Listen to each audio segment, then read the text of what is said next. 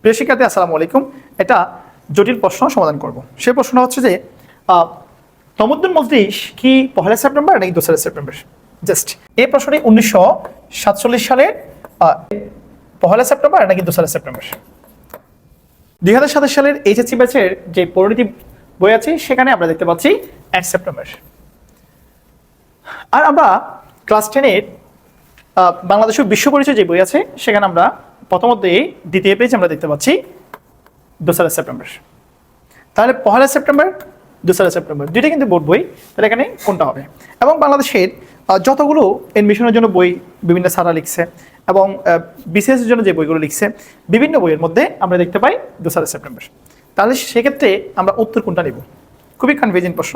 সেক্ষেত্রে আমরা অবশ্যই উত্তর নিব হচ্ছে যে আমরা দুইটা যদি অপশনে থাকে, দুইটা অপশন থাকার সময় খুবই কম যদি থাকে, সেক্ষেত্রে আমরা 2 সেপ্টেম্বর নিব। বর্তমানে 2 সেপ্টেম্বর হচ্ছে সবথেকে বেশি কি মানে অ্যাপ্রুভেবল, সবথেকে বেশি সঠিক বলে সিদ্ধান্তে আমরা বুঝতে পেরেছি।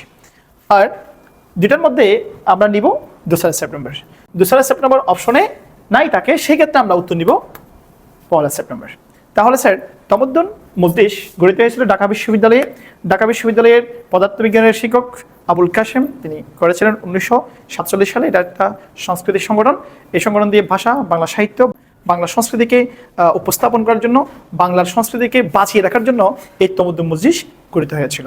তো প্রিয় শিক্ষার্থীরা, আমরা এই কনফিউশন প্রশ্নগুলো সঠিক সমাধান করতে যদি চাই, সেক্ষেত্রে অবশ্যই আমাদের থাকতে হবে মোস্তফা জিকে বাংলা আইকিউ এই পেজে। যদি আমরা মোস্তফা জিকের সাথে থাকি, সেক্ষেত্রে আমরা যতই কনফিউশন প্রশ্ন থাকুক না কেন, জিকে বাংলা আইকিউ সমাধান কিন্তু ইনশাল্লাহ হচ্ছে। থ্যাংক ইউ, আসসালামু আলাইকুম।